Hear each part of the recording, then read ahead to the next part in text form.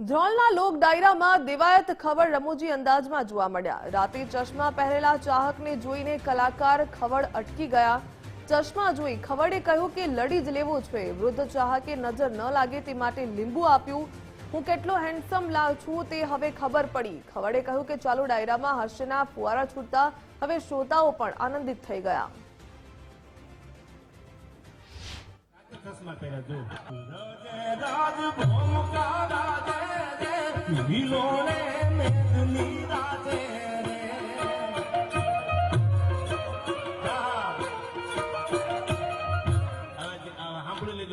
મોજમાં અટાણીને રાતે ચશ્મા પહેર્યા જો એને લડી લેવું છે ને શું